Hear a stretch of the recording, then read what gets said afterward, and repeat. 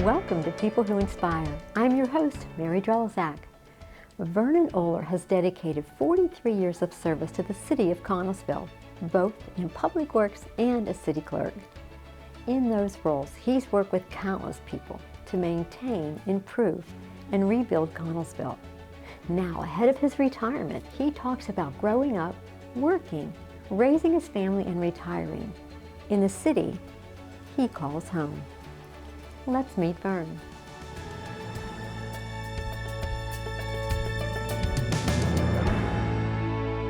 So Vern, you were born in Connellsville, raised in Connellsville. Tell me where, tell me about your family growing up. What did it look like? Well, I'm a Lower West Side boy, and kind of ironic that one of my last projects with the city is about the Lower West Side, but mom and dad, hardworking people, my much older sister. Much older sister? Much older sister, yes. And but mom and dad, mom worked at local sportswear, Pants Factory, and my dad was actually the street foreman for the street department here in the city up until his untimely death at age 50 in 1978. So growing up on the West Side, all those years ago, a few years ago, what did it look like? What was your childhood like? It was booming. I mean, it was of a heavy populated area. Halloween, you know, the only thing you really had to do was go down 6th Street, up 3rd Street, and probably back down 1st Street, and you had a sack that you couldn't carry. And so, you know, it was that you knew everybody knew you. You know, if you got into any trouble, pre-cell phone, your parents knew about it before you got home. That's right. And but we were always down playing basketball, baseball season. It was probably, I always say, the best place on earth to grow up. And those childhood friends, still friends with them today? Yes. Yes. Yes. You know, and all those guys, and you knew you were with a good group. All those guys successful, and good citizens as well. Right, good job. Well, you grew up in a good place, Lower West Side. We're going to talk about what you're doing with the Lower West Side in a little bit.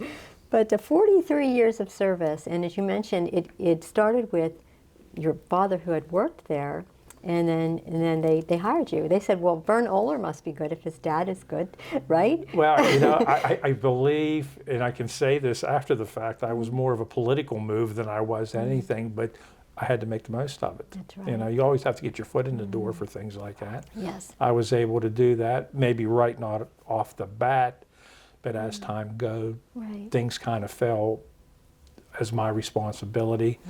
A couple council people back then saw some things, got me involved with the budgets and whatnot, which, you know, basically groomed me to my present position. That's awesome. That's awesome. So you really had to rise to the occasion. It wasn't perhaps a step you might have thought you were going to take, but there you are, and here you rose to the occasion. I was very close to going back to school. And like I said, Leonard Keita was the foreman at the time, and we started to do the PA one-call systems, and it kind of fell on my lap for me to do the markings for our storm lines, traffic loops, and whatnot. And that turned into, like I said, budget responsibilities. And when Leonard retired, they put another gentleman in who was very street savvy as far as what to do with the road work, but he wasn't keen on doing the ordering and purchasing and all that what goes with it and the budgets.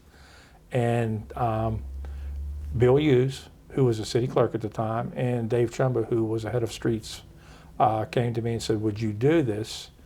And I said, yeah, I'll do it. And I mean, it gave me experience. It gave me the contacts that I needed to build to progress into my present position, and it was good. It was a good choice by me, and hopefully they think it was a good choice by them. I'm sure they do. I'm sure, you know, and you kept saying yes, you know, and that's a level of confidence to be able to keep saying yes, even if it's something you hadn't done yet, and then to be able to master that. So certain things have always piqued my interest. Sometimes school got in the way of my education, but those are things that piqued my interest, and you know that's what we got. So that's awesome. Yeah, that's awesome. I love that. You kept saying yes, and it kept growing from there. And then you became city clerk, but that was in 2015. Correct. And 1 year later, something major happened here. Yes. Yes. It was the flood. It was August 28th, 2016. I was home watching TV, and it really wasn't raining hard at my house, but in the horizon, the sky was black and the lightning was just going and going and going. I didn't realize what was going on up in the Bear Rocks area, Bullskin area, and all of that filtered down through. And Councilman Tom Karpiak gave me a call. And it really wasn't about the Dutch Bottom area. He called me about East Park to say, hey, the water's rolling down through there. There's some flooding going on. We may need to get out here. So we called, by that time the fire department was already called. We called our public works guys out. And by then he was down by North Manor, and the creek was just running. Mounts Creek was just rising and rising. And we were there then, and it just, you could just watch it go up, and it was unbelievable how fast it ran and how deep it ran. Right, and this was at night. This all happened at night. Yes. So that probably made things even much more difficult to kind of navigate and to assess and all that. You just knew things were happening quickly. And I think it was amazing during that time how everybody fell into place and how everything fell into place so quickly, and you were a big part of that. Tell me a little bit about what that collaboration looked like in the hours that followed, in the days and even the weeks and months that followed from that.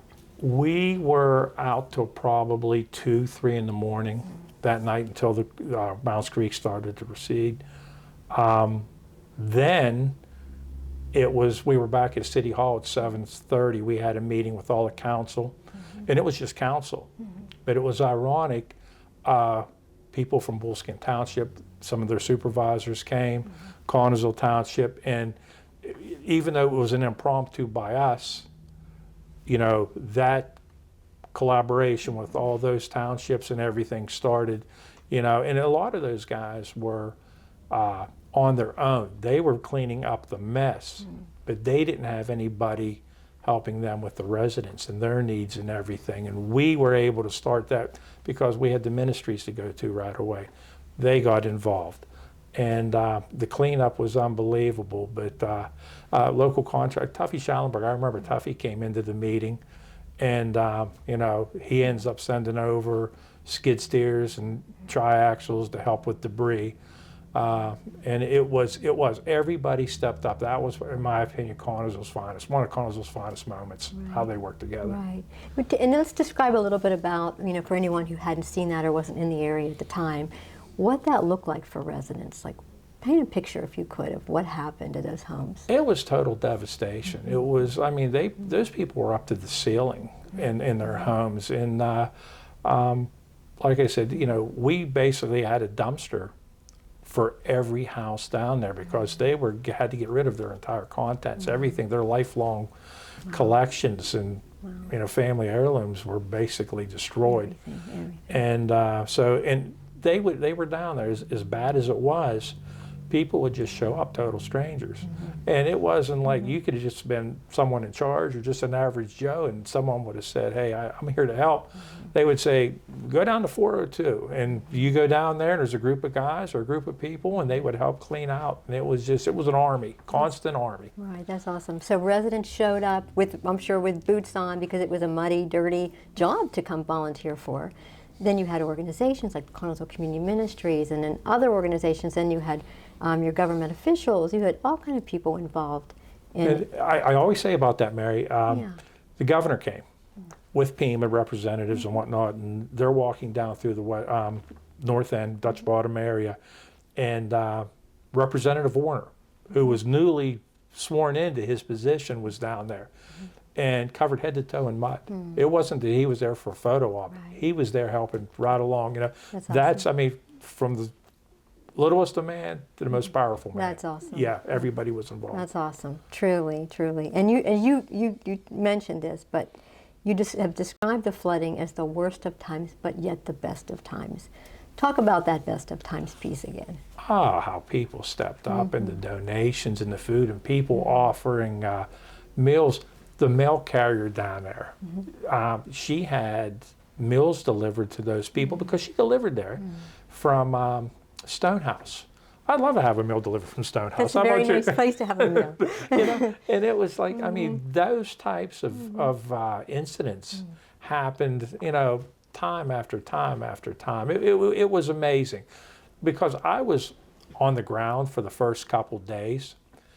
And then after that, it was Councilman Karpiak and the mayor said, hey, we need you at City Hall more. And then those 25 years of connections I made with utility companies, contractors, excavators and whatnot, that's when I started to use those to coordinate the cleanup and everything. So That's good. that's, I was on the phone, and I was constantly between my cell and my landline, my office phone, constantly on the phone with somebody. Wow. That really does, that paints a picture, and being able to contact all these people and to, like, everybody had a role, everybody had a need, and it all got done. And it was pretty amazing time. You said everyone had a role, and really, nobody really knew the role till they got there, and they jumped on it and did the job fantastically. That's right. That's Yeah. awesome. That's awesome. That's Connellsville. Yes, That's Connellsville. exactly. So, and that's rebuilding. So rebuilding has a little bit of a theme here because, among the projects that you've had over the years, is you've been involved with, our new city bridge is one of them. Tell me a little bit about what that looked like and how that came to be. Well, PennDOT came back, I believe it was like 2017, to say that they were going to do the McRae-Raw Bridge. We call it the Crawford Avenue Bridge. And the first thing you do with a project, you need the funding. So they had to get the funding in place and everything. We tried to expedite the process through City Hall. They said, okay, yeah, it'll be built by 2020. But they originally said 2024. Who won out on that? It was PennDOT. But we had our initial meetings. Council sat down with PennDOT and their design team, and they basically gave us everything we wanted. And a local resident, who will remain nameless, called me and said, hey, he goes, you guys can do a lot better than that. He was affiliated with bridge projects. So he said, you may want to do this, that, and the other thing, which we went back to PennDOT. And they did work with us, and you see the end product. It's absolutely beautiful. It is beautiful. It has a bike lane. It has a walking side. It is absolutely beautiful. But with that process, I had to coordinate the meetings. I would represent the city on their meetings, and as during construction, every Wednesday, second Wednesday, as it got further in, they would have update meetings, and I was able to go back and tell council, here's where we're at, this is what's going on. And if council had issues in the meantime, like the no turn lane out here by Armstrong. That was a thing. Yes, it was a huge thing. They would address all those needs and everything. So yeah, it was, that was my job and that was my job through the whole thing. The mayor and council have full-time jobs. It's me who's there day to day.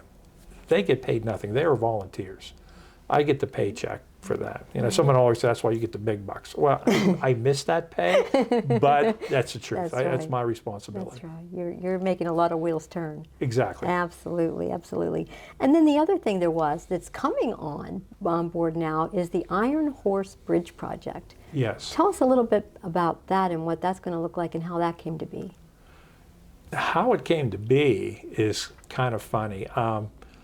Local volunteer for the Yawk River Trail Council, Mr. John Irwin, came to me and said, hey, he goes, have you been to Confluence? I said, I have. He goes, that overlook they have out into the middle of the river. I said, yeah. He goes, wouldn't that look nice on that bridge behind Martin's? And I said, it would, but. And he goes, what's the but? I said, it would be better if it went the whole way across. I said, that would be our connection to Westmoreland County. Our trail system needs that. I dubbed the line that if we can get to Westmoreland County, Connellsville would be the Breezewood of the bike trail for what we have coming in from the Sheepskin from the south, that from the north. You would have 3 major trail systems merging here at the city. I mean, the city has, benefited from the economic impact that the trails have brought to bring 2 more sources on top of what we already have. It would be fantastic. But that project, like I said, Mr. Irwin came with that idea. We kind of ran with it. I was able to sell it to Commissioner Dunn. He ran with it from the county's end. FAPEN got involved and did some studies and a submittal for the RAISE grant. That's So awesome. we have the planning grant for that, and that's all it is right now. It's just a planning grant. Right. But It's a vision that could come to life. it'll give us opportunities to get to Westmoreland County to help some things with the sheepskin trail. That's right. It'll be huge for the whole region. That's awesome. And your ability to think that way, it's almost that when you describe it, it's almost like you're looking down at a map and you can see things and how they connect in a way that most people might just drive by and see something. You see it kind of from above. I say this all the time, Mary. There are a million better administrators out there than me. No one will know the city of Connellsville better than me. So, and I have to take that and throw my ideas out there, and That's right. you know, hopefully they stick. And I have to throw them to council, because council's the one that's going to say, hey, yeah, that's good, or nah, you know. So, That's right. but you know, That's when you right. get council on board, you know, that means a lot. That's good. That is awesome. Let's talk about some other highlights just over the years. Like what are some of the other things you've been involved in terms of development that has happened? I mean, when I was given the job, I had a little bit of a bucket list of things I wanted to do. One of those, I definitely wanted something built on the empty parcel in front of Martin's. We have Independence Health Network there now. That's not just a little thing, that's a big That's a thing. huge thing, yeah. That was one of the things that, you know, I'm very proud of. What else? The new event center and hotel. You know, I worked hand in hand with those guys, you know, when they needed things. And, you know, that has come to be. That's something, you know, at one time, Connellsville was in that law. And in my opinion, the old money wanted to be the only money. And now we have new investors coming in. I mean, those guys are from Westmoreland County. Kevin Leonard's from Westmoreland County. Then you still got Tuffy and Sean Pilla that are involved. You know, you starting to get young investors seeing it as well and seeing the opportunities. Our development will happen. But the event center, all of that on the west side. I did not plant the seed for this. I was involved with a lot of the talks. Is the new Campbell Estates out there. The issues and the crime that we had at Gibson Terrace was unbelievable. To have that project demoed and getting what we are going to get in replace of that is going to be phenomenal. What will that look like for Campbell Estates? It's going to look like a little cul-de-sac type neighborhood. It's going to be all singular, a couple duplexes. Housing out there, tiered. Some will be HUD, some will be middle income, and there'll be some higher up. But the study showed that the old Gibson Terrace, the layout of that, basically breeded nothing but trouble because of the closeness of the families and everything. So, and that's a shout out, and that was a collaboration with the city and the county. And really, on what the county did, the County Housing Authority, what they did to get that to come to be. A lot of people making it happen. Yeah, listen, this is a team the whole way through, no matter what it is. Exactly. There's no eyes in anything that's been No. accomplished. It's all been teamwork. That's right, which is really awesome. It really Yes. is awesome. What do you think makes Connellsville so special? People. People are great. You know, back to the flood, what they've step up, the people that sit on our boards. You know, people don't realize, you know, we have a recreation board, and I'm going to give shout out here.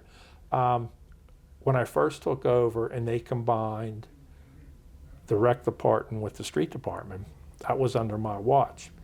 And some things needed done. There was no budget.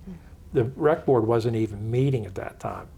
And we were working out on Ray Street, and Melissa Tazan, her and I struck up a conversation about this, and her kids were young at the time, and she got involved. And she goes, I have some friends that I can recruit to help out with this. I said, fantastic, whatever you can do. Well, the friends happened to be Greg and Leanne Lincoln, Bob Topper down the road. The rec board is kind of like the minor leagues of council.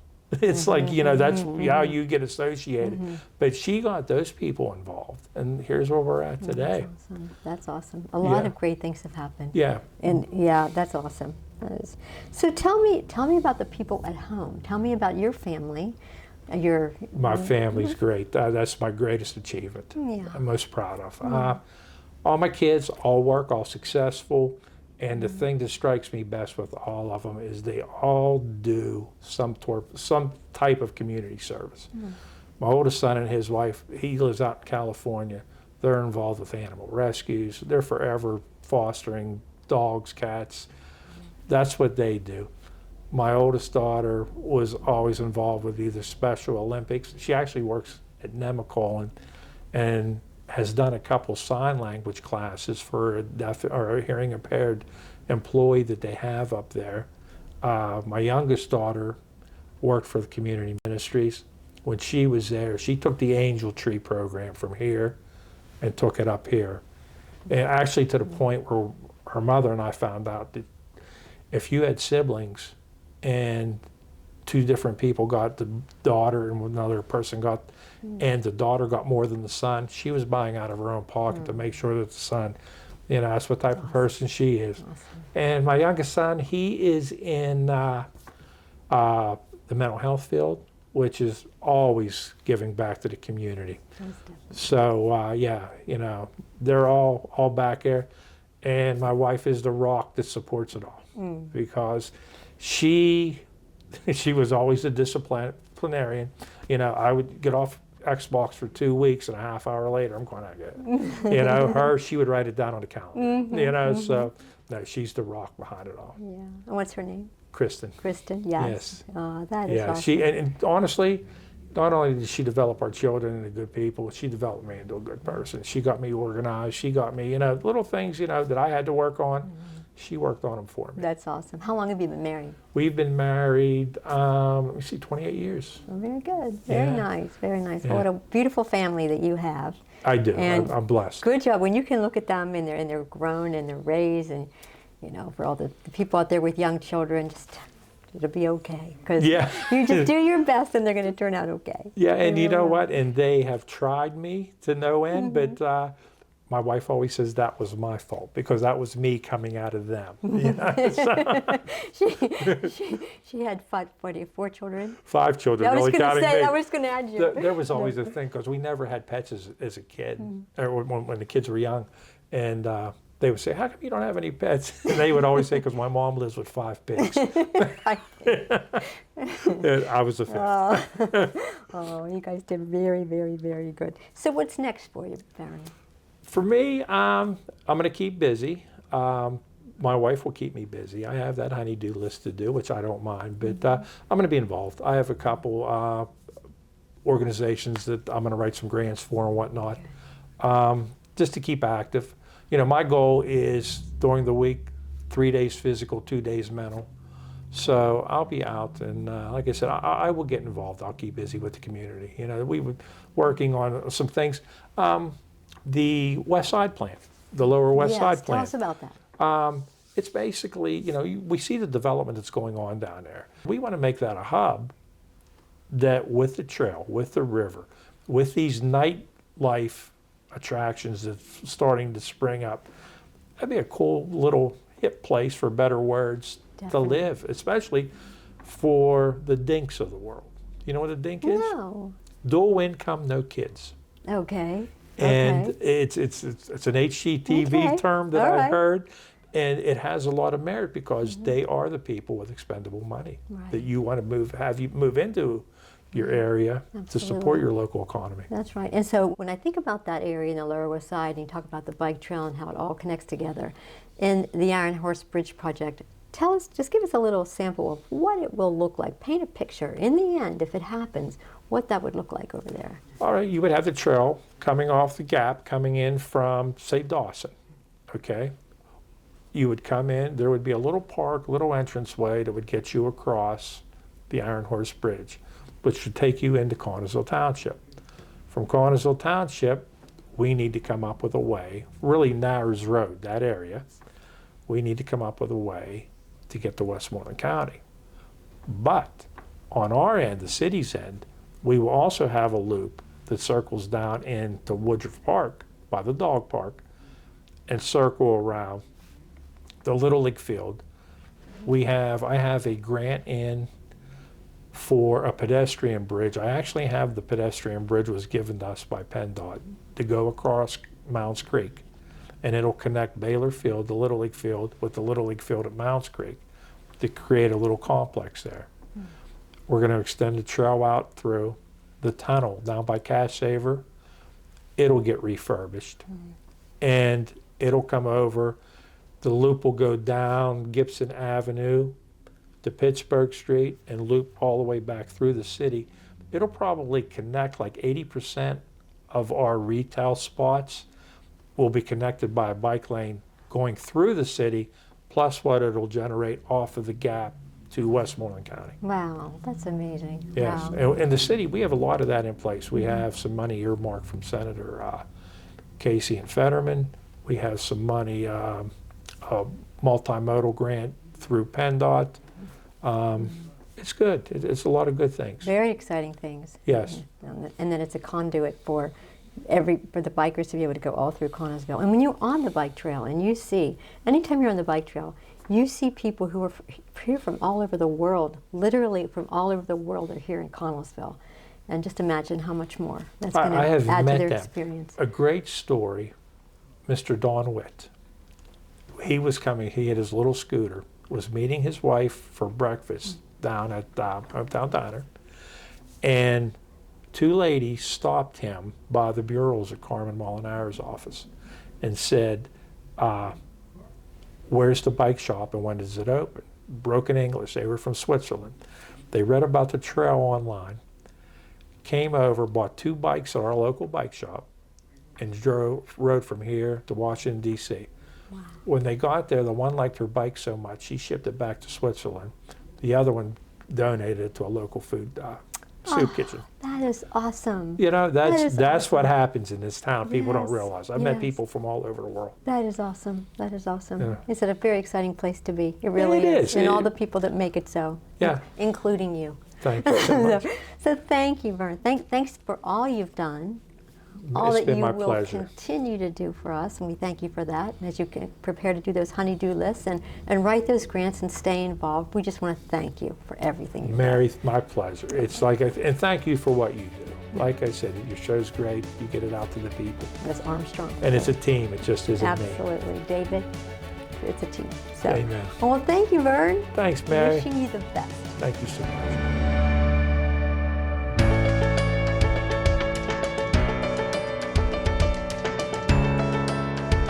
Vernon Ohler's dedication to the City of Connellsville has left an indelible imprint. In his roles with Public Works and as City Clerk, he has taken care of our town. He has this ability to listen to people, to connect the dots, and then put those plans into motion. And that has shaped our landscape. It's the people, though, that Vern gives credit to. People like Mayor Greg Lincoln and City Council, who work well beyond their day jobs to serve our city. It's the people who came together to support the victims of the 2016 flood, the volunteers who rolled up their sleeves, the agencies, government officials, and nonprofits who were there to lend a hand. Those dots he connects are the developers, too, who are investing in our city through tourism, hospitality, healthcare, and housing. It's people like John Irwin who inspired the idea for the Iron Horse Bridge project when he asked Vern, hey, have you seen the Confluence Bridge overlook? And the resident with the engineering background who improved the design of the new city bridge simply by asking Vern, can I share an idea? It's the people in between those dots that Vernon connected who have brought their ideas to life. And it's people like us who shape the future by getting involved and caring about Connellsville. Caring like Vern. Thanks so much for being with us.